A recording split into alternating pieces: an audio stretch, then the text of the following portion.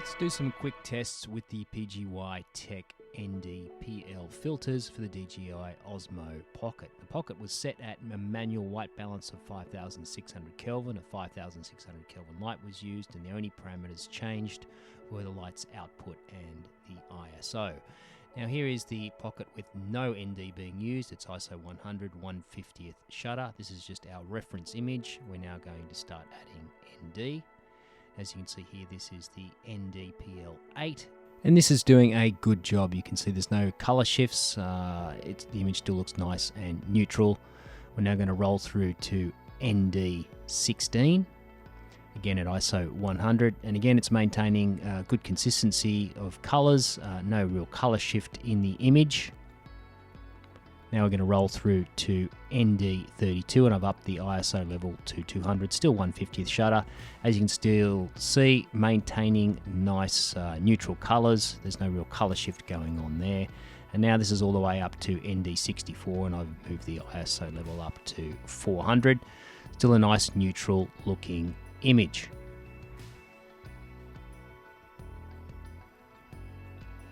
So now let's have a look at no ND and ND8 head to head against each other, and you can see pretty much almost exactly the same. Of course, the ND is also a PL filter, so you're going to get a little bit more saturation. And here's going all the way to the top. This is the ND-PL64 compared to no ND, and you can see the images are very similar indeed. Of course, you can get a little bit more saturation in the colors, being that it's an ND-PL filter, but it's doing a very good job. So how do the filters compare against the Freewell ND PL filters, which is one of the competitors? Well, let's have a look. So first up, here's the Freewell at ISO 100, 1/50th shutter. The ND PL is 8, and you can see it's got quite a bit of a green color cast happening to the image. And now we're going to roll through to the PGYTECH, and as you can see, a lot more neutral looking image, no real color shifts occurring when using this filter.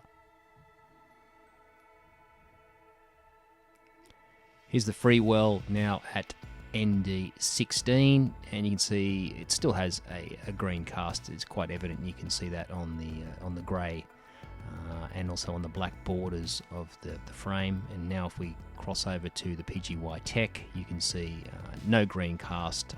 Black is black. The grey looks accurate. The white is still staying white. A nice neutral looking image. Here's the Freewell at PL32, and you can still see it's got a little bit of a green cast, but it seems to have improved from say PL16 or PL8.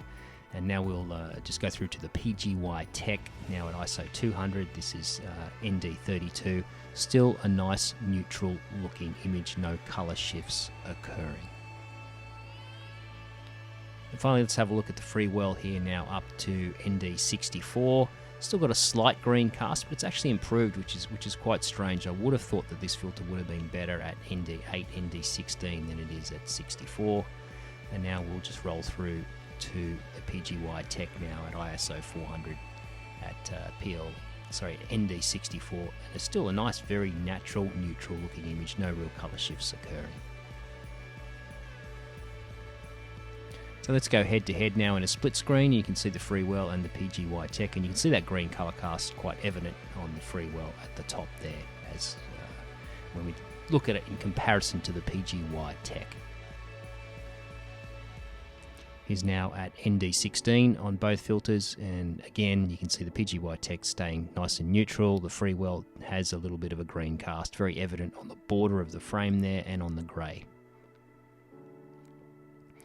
Now this is ND32, and while the Freewell has improved, it still has a slight green cast to it, but the PGYTECH is still remaining very neutral.